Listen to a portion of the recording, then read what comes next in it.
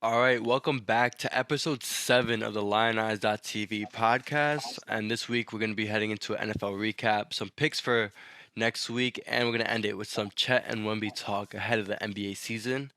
So, to begin it, I guess we're going to start with Jets and Broncos. And I called it last game, and I think it came to fruition, my guess. Yeah, I actually have that in my notes that you called it. You did say Brees Hall. Well, you said Jets were gonna win, but I have my notes that you said Brees Hall was getting off of a pitch count and he was gonna be the difference maker in this game.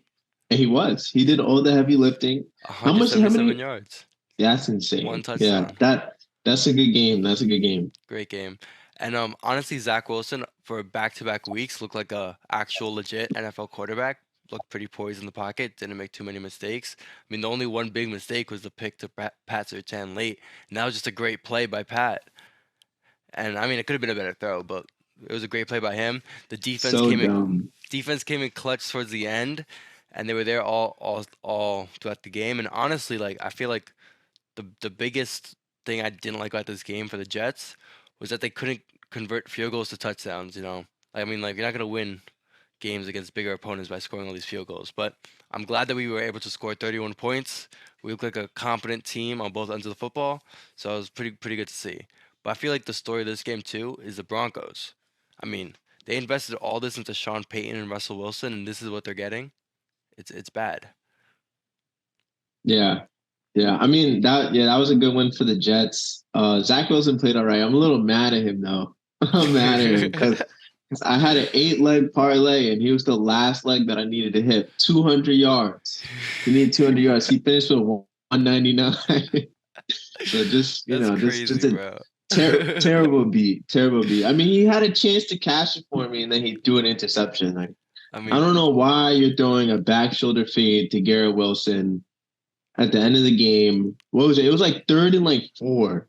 Literally just throw a simple drag route or throw it to the I flat, mean, it wasn't and a, then everybody's happy. But no, wasn't like it was honestly a great. I mean, Pat Surtain caught it with his legs, it's bro. not. It's not a Like bad. Yeah, but it was. I think it was a bad throw. He didn't it even could have been a throw better it to throw. his Could back. have been Yeah, a he better didn't throw. even throw it to his back shoulder. Yeah, It looked like he threw it right at Passertain. So but yeah, I Zach, mean, I'm like not happy with Zach Wilson. the Broncos, man, bro. I mean, Russell Wilson. I mean, honestly, he had some moments in the first half where I was like, honestly, he was looking pretty good. But then towards the second half, it started all to go wild for him. I mean, I think they only had like one. They had like so much little yards in the second half compared to the first half. It was absolutely crazy. And that I mean, first half's all about the script on offense, like you game plan around the Jets defense. And then once that plan stopped, you got to go like with the flow of the team. It just wasn't the same. And this Broncos team is actually like I don't know. I would hate to be a Broncos fan because you have so much money invested into this team and it's terrible, and I don't see the future. No Yeah, picks, no cap space. yeah. So Just let go of Randy Gregory. That was probably for cap space. They're preparing to tank, I bet. yeah, Not tank, but just rebuild for the next few years. And then on a short week, they play the Chiefs tomorrow. They're gonna about get to be 1-5. demolished. About to be one and They're gonna five. get demolished. I think honestly what's more concerning is the defense. They can't get a stop to save their lives. They can't stop the run. They can't stop the pass. Like there's holes all over that I mean, team. they And just like when they traded away Bradley Chubb to the Dolphins last year. I'm like why? Like the guy's like really good pass rusher. Like you don't just trade away pass rushers like that. And like look, yeah, like the guy was on a rookie contract. I know he wanted to get paid soon and get a big extension. That's why they traded him. But like, I'd rather have a good young pass rusher like him on a deal than like an old guy like Randy Gregory who you just cut, stuff like that. Just so much right. dysfunction over there in Denver. All right, Yeah. so moving on to a game that happened in London, 9:30 a.m. Did you wake up for it? I had work that day. So I woke up at like around like 10:15 and I like caught the end of the first half, but that was it. I mean, I was pretty surprised. Like the Bills, man. I mean, The Bills, man. this is like One week they look like the best team in the league, and the next week it's like, hey, what are we doing here? this is what we've been talking about now for weeks with the Bills. Like we just can't trust them. I mean, they had 29 yards of rushing in this game. Like that's so 29 yards against the Jags, who aren't like the most stout team. It just doesn't even. They played well though. The Jags defense played Yeah, well. they It did was play definitely well. a defensive game. And I feel like there's like points in this game, especially like in like that second half, like third quarter, where it felt like no one wanted to win this game. There was just like so many turnovers, like no one was scoring. It got ugly at some points, and it was Yeah, just for like, sure. I mean, Josh Allen, the Bills had a chance to win this game multiple times, and they just didn't pull it out. And I mean, I saw this one stat here. Allen was 8 for 16 versus a blitz, and so the Jags are really switching up those defensive looks and giving him problems. But I think a lot of that has to do with that all the pressure's on him. Like 29 yards in the rush. Like, come on, like you gotta give him some help out there. Like even though that he didn't get sacked once, there was still some pressure with that weak O line. No rushing attack. The defense got hurt now, so there is some concern with the Bills heading into the rest of the season for sure.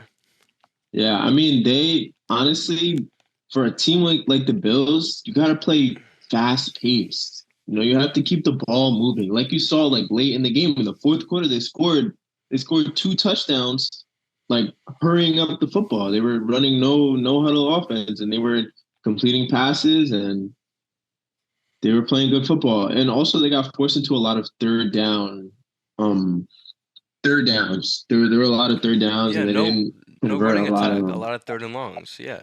Yeah. It just like the Bills, and this has been a problem with the Bills for a couple years now. So it's literally why I don't trust them. It's why they haven't made it over the hump, and it's like why that this year I still think that they're gonna be another disappointment in the playoffs. Yeah. I mean, to be fair, they lost to the Kings of London. I feel like the Jags are always winning I when they mean, play in I mean, London. the Bills Mafia was there though. Like literally, Bills Mafia was That showed is out. true. They Yeah, like that is the true. Jags had to go to a silent count. That's how loud the stadium was. Like Yeah. there was a lot of Bills fans there, so it was honestly Yeah. unacceptable for the Bills to lose this game. All right, All right. moving on to another unacceptable loss. Maybe the worst loss of this week. There's a couple bad losses, but the Ravens and Yeah. Steelers. The all I have to say is like the receivers just let down Lamar. Anybody who's blaming Lamar on this loss, like just like rethink what you watched, please. I agree. I agree. I think every single receiver needs to be fired. No, honestly, in all seriousness, that game should have that game should not have ended like that. The Ravens should have probably won that game by at least 21 points. At least. I mean, they dropped like two or three touchdowns. That one to Nelson Aguilar was really Aguilar, bad. Like it literally just went straight through his hands. Bateman was wide Bateman open, dropped one just bad like too. Yeah. just dropped off his Yeah. hands. Bateman He dropped dropped a one really bad couple. too.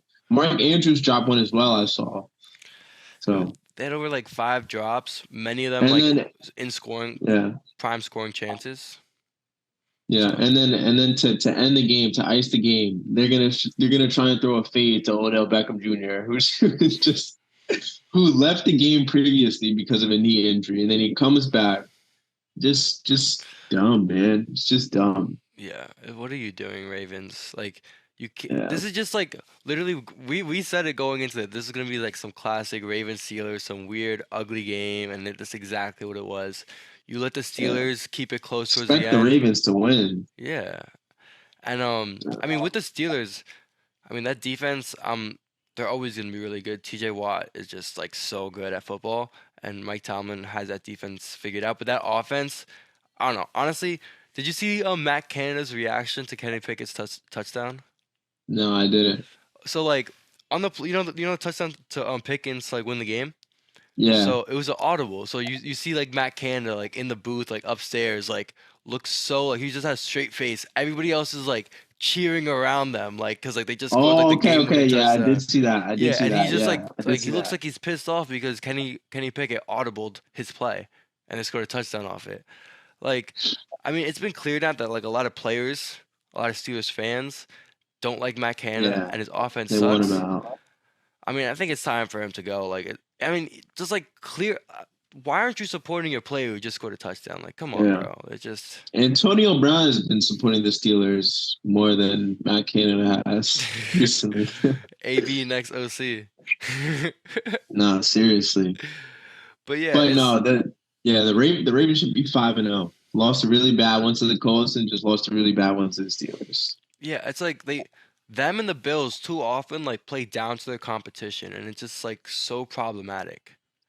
Like Yeah, they should be a lot like when they play their best, they could beat almost anybody in the division in the conference. But like when they play down to the competition, they lose ugly games like this to Steelers, like that one to the Colts, Bills Jags, Bills Jets, stuff like that, because they're not tied up, yeah, focus on the details and all that. All right, yeah. Who would have thought Steelers sitting atop of the AFC South, AFC North. 3-2, AFC North. Yeah. I Oops. Yeah. mean, yes, Steelers, bro. Moving on to the top 10 teams in the NFL, the Lionized list. And Wait, we gotta go through the best and the worst lost. best and worst loss. You want to do that one? Yeah. Yeah. All Let's right, do that. you start us off with that one then. The Cowboys, worst loss by far. You guys are terrible. 42-10. That's a worse loss than the Giants took. And didn't the Giants play on Thursday night? Or I think the Giants played them on Thursday night. yeah, I So think they Thursday. so they put up a better fight on a shorter week than the well-rested Dallas Cowboys did. So that's a win for the Giants and a loss for the Cowboys. Also, Dak Prescott looked terrible. how often Yeah. have the Cowboys lost to the 49ers in the playoffs? Like, this should be a game that they should be pumped up, ready to go. Yeah. They were pumped up, ready to Right. go. Yeah. They I mean, were, yeah. They got yes. dismantled. I mean, the 49ers, both sides of the ball, they're so talented and they're so well executed. I mean, That's just a really that's a really good team. one team. But we'll talk about that in the line as list. But I would say since you chose that one for the worst loss, I'm gonna pick the Patriots loss. Oh That yeah. 34-0 to the Yeah. Saints at home. Yeah. What the hell is going on in New England right now? Yeah. I mean, even if you got Tom Brady's not saving this. Like the team has no talent on offense, no Tom Brady could receivers. save it. Tom Brady could save it. You think He Tom? could somehow salvage a win, like more than what they have now. At least like a couple more. It's just like so unexpected from a Bill Belichick team. It's like so unexpected from a Patriots team, the Patriots organization that you're so used to being this symbol of winning, symbol of professionalism and excellence in football, and like they're just back to back 30-point losses. This one at home, it's just Yeah. what is going on in New England? Is Bill Belichick going to retire? Is he going to get fired? Is Robert Kraft going to force him out? Are they going to draft a new quarterback? So many questions in New England right now. It is just it's a mess. It's a mess. Well, So I think it starts with Mac Jones. I mean, he's probably bottom five starting quarterback in the whole league. And I'm honestly getting tired of like Bill Belichick's post game interviews. I wish he would give more substance. Like, tell us what's going on. I mean, yeah, you have the luxury of doing that when you're like winning all these games, but now when you look dysfunctional and you're losing, like you have to answer to the fans. Yeah, I mean, on it, like I'll give him this. Like at least no, he's pretty consistent win or lose. Like he's always been like that. But still, man, like come on, like just tell us what's going on. Like Mac Jones is bad. We want you to admit it. Your team is going to shit. Like come on. But Yeah, honestly, I don't think anybody like any NFL fan that is not a Patriots fan, they don't care. Like they're all happy. We're all happy to see the Patriots yeah, struggling and just being bad for the first time in so long. it's It's great. kind of refreshing. It's Honestly, nice. it's I great mean, to see. every team's got to go through it at some point. Yeah. All right, so moving on to best win. I'm gonna pick Bengals at Cardinals. I think this one's the best win of the week, because this one was a must-win game for the Bengals. If we're being honest, they could not have gone 1-4. Right now, after winning this game at 2-3, they really do look like the team that we were used to seeing. Burrow looks like he's healthy. Jamar Chase, 3 touchdowns, 192 yards, 15 receptions. Like that is the Bengals we're used to seeing, and that's the Bengals I expect to see for the rest of the season.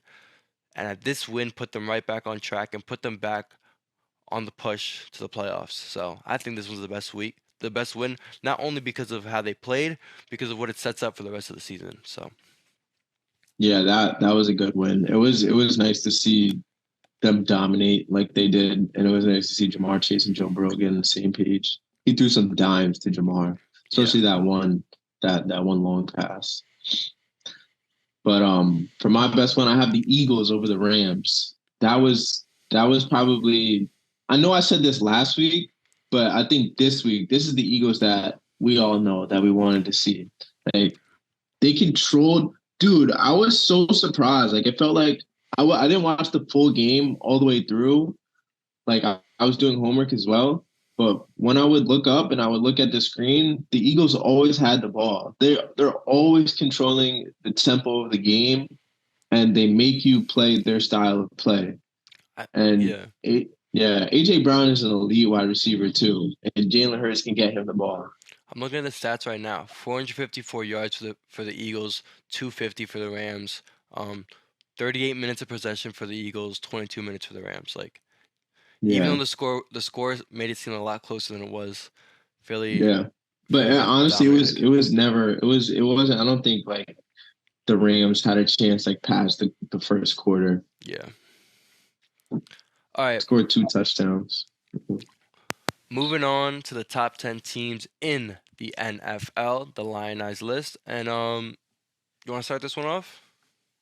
Yeah, I'll start it off. Top three is pretty consistent still, but there is a change in the top five. So number one, I have the Eagles.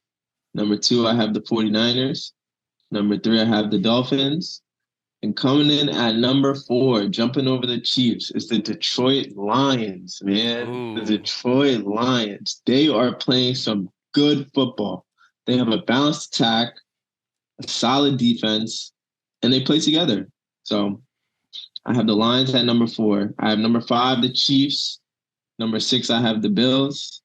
Number seven, I have the Chargers. Coming off of a bye week, I expect them to take full advantage of that and win a couple more games. Number eight, I have the Cowboys. Number nine, I have the Seahawks. And number 10, welcome back to the top 10, I have the Bengals. All right. Did you have the Bills in there? I did. I had the Bills at six right after the Chiefs. All right. Okay. Not bad. My list is pretty close.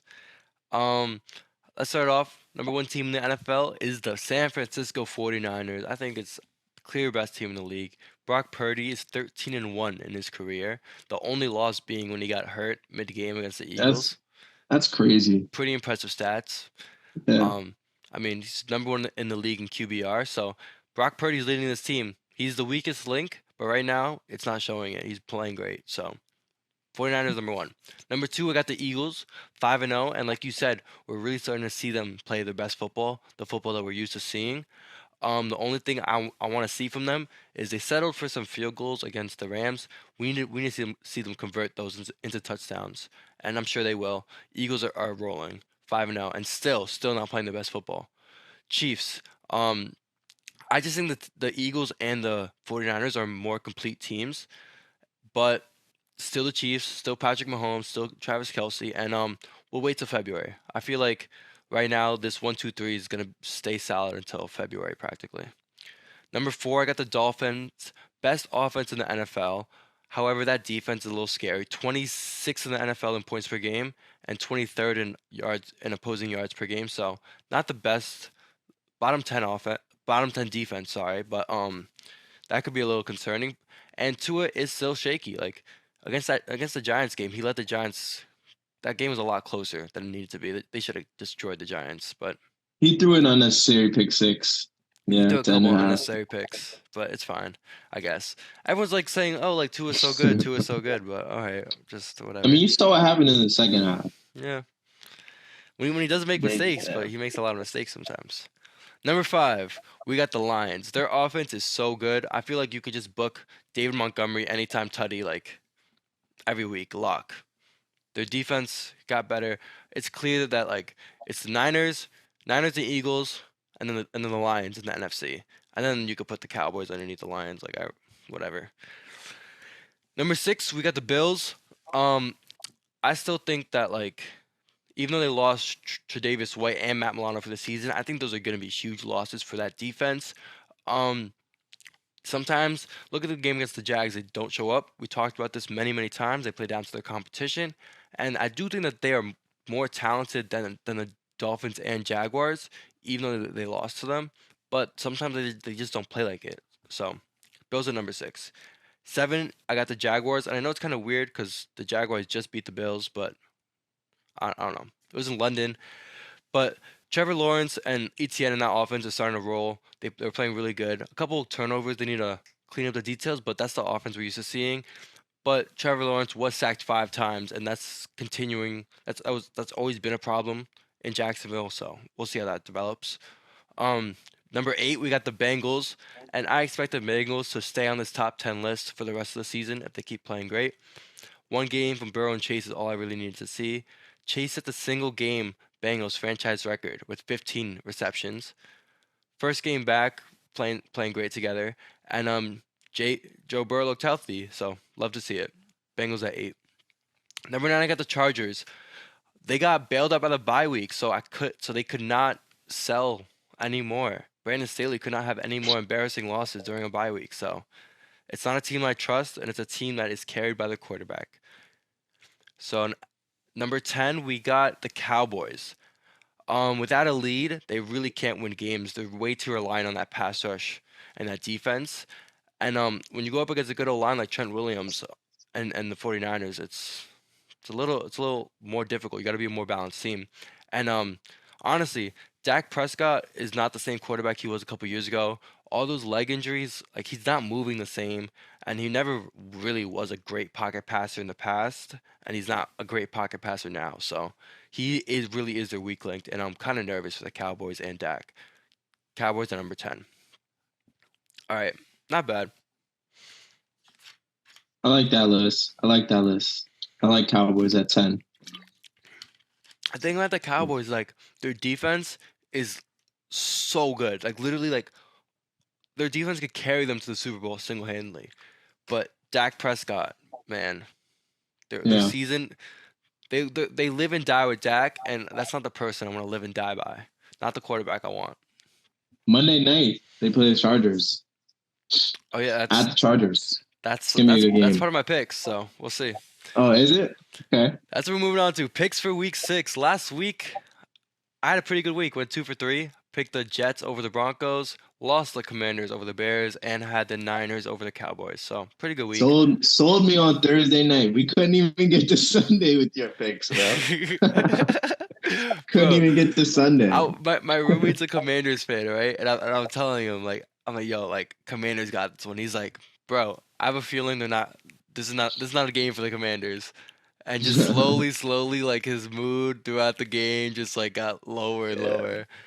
Like he DJ knew it Moore. before I knew Fuck it. Like he's a them. fan. He knew it. He knew it before the game even Yeah. started. Respect. So, all right.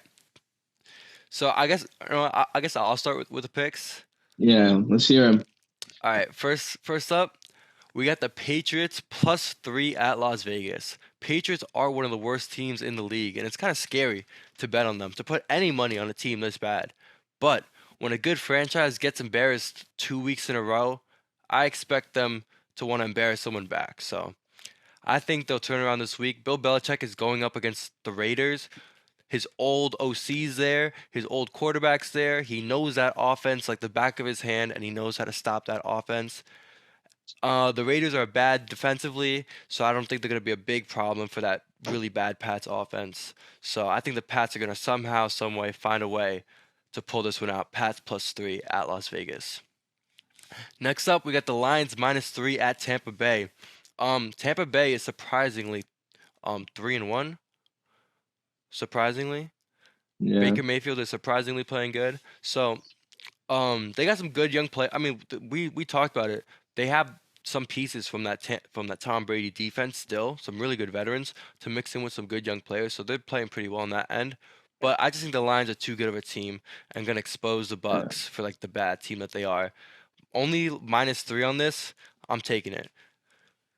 And next up, we got Dallas -2 at the Chargers. So Dallas just got over a really bad game against the 49ers. I mean, the whole media is talking about it. They're going to be talking about it all week. And I think the Cowboys are going to want to prove themselves and are gonna come into the next week a little upset. Want to prove the media wrong. The game is in LA, and there's really no home field advantage for the Chargers, so I expect a lot of Cowboys fans to be there. So it's practically gonna be a home game in LA. And I don't trust Staley and that Chargers defense that much, so I think Dak Prescott should be able to have a little bit of success. And let's get that run game going, please. And I think the Dallas finds a way to win this by at least a field goal. So I like those picks. I like those picks. Um, yeah, I think the Patriots might actually win that. I was thinking about that, but I was just like I wanted to scary lay to bet off on the of it. Yeah, Patriots. I was just wanting to lay off of it, but I can't see them winning that game. For me, first pick I have Bengals -2.5 at home versus the Seahawks. Ooh, They get back home just off of a big win, much needed win. Hopefully that was the turning point for the Bengals in their offense. I really hope Joe Burrow can, turn things around and spread the ball around. Hopefully T. Higgins is back as well for this game because he didn't play last week against the Cardinals.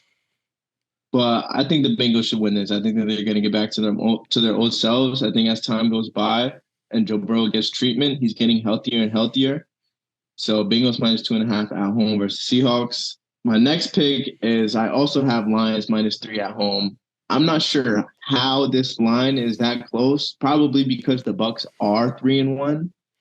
And honestly, when you think about it, the Bucks offense stays the same besides Baker Mayfield. So that's really like the only changing point. And Tom Brady didn't even have that good of a season last season. So who's to say that this hasn't been an upgrade from last season to now? They still have Mike Evans. He was dealing with a little bit of a hamstring injury, but I think he'll be good to go. Baker But I think Mayfield upgrade over Tom Brady? Did you just say from that? last season, Okay, yeah, maybe. yeah, I'm saying that. Yeah, I'm saying that because the Bucks were not good last season. The offense was not good last season. All right. They just snuck into the playoffs and then they got Yeah. dismantled. Yeah, so Lions -3 at home versus the Bucks. That's definitely a lock.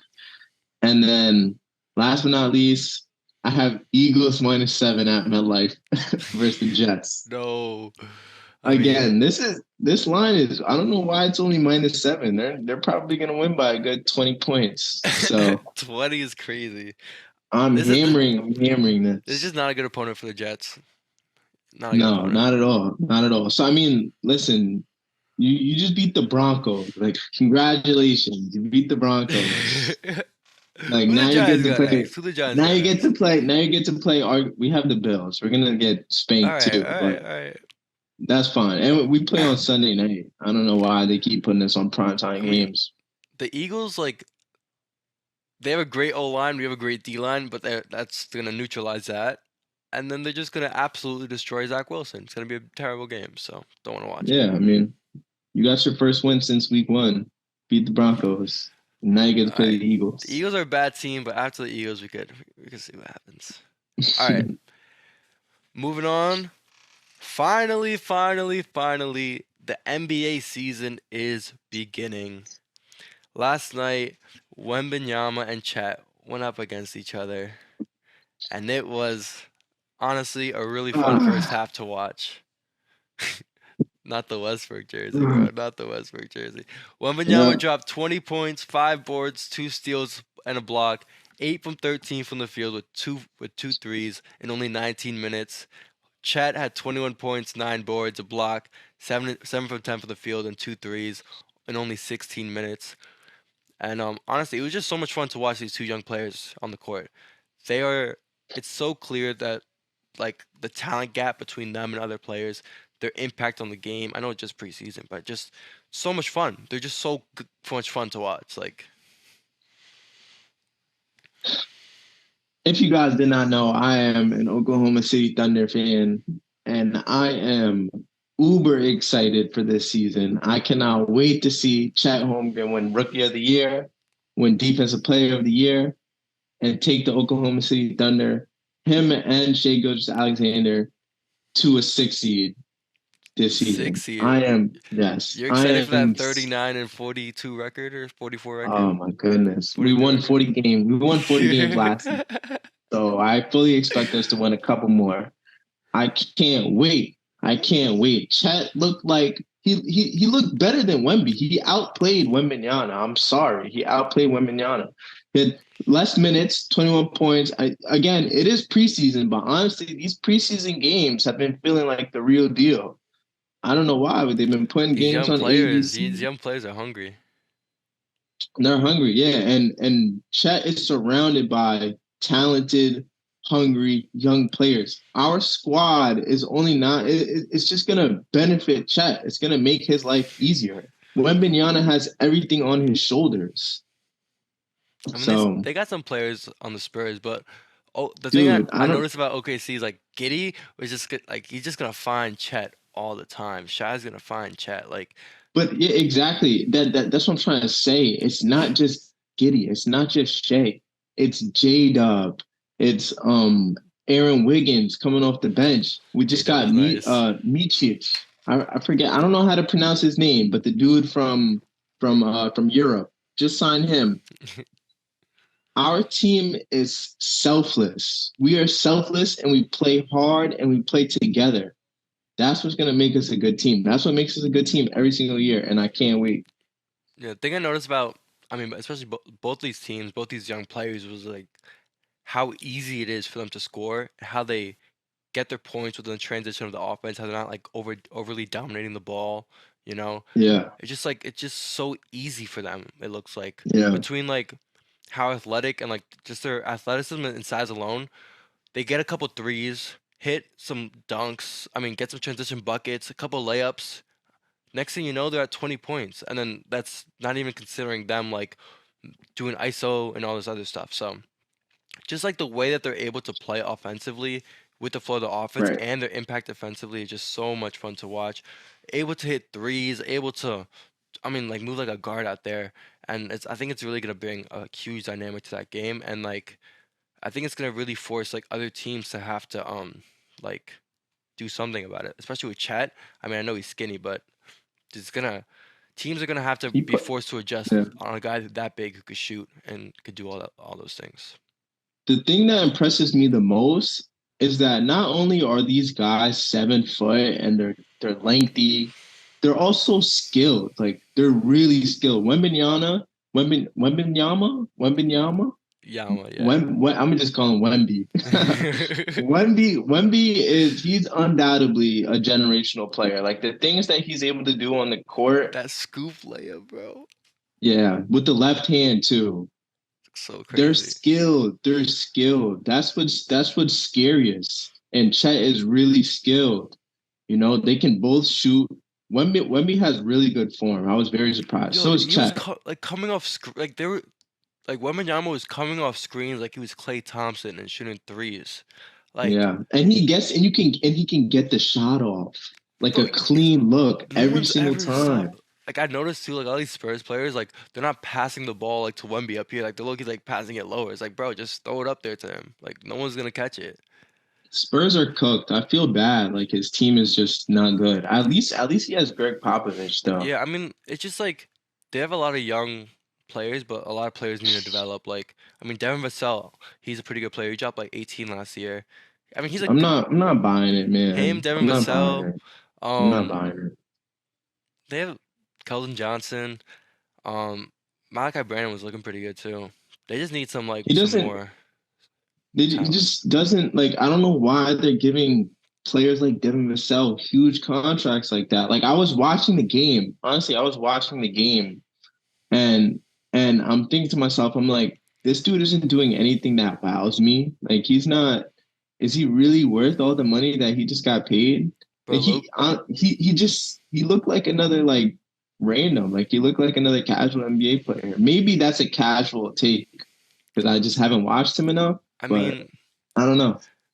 the only thing I would say about that is like I just feel like he did get 135 million, but I think wait, That's a lot of 146? money, Yeah, I dude. think that's just the way it is now. Like, That's I a think that's lot how of much it money. costs for. That's the way it is. You're just handing out. 135 140 whatever it was $1 million Bro, if you think contracts about it, to bro, he's making like 30, like come he's gonna on. be making like less than $30 million a year. Meanwhile, like Dame is making $60 million. He's like half the player Dame is. You know what I mean? I feel like I don't know. with the way the cap is now, Who would you compare him to? Like, what's his player comparison?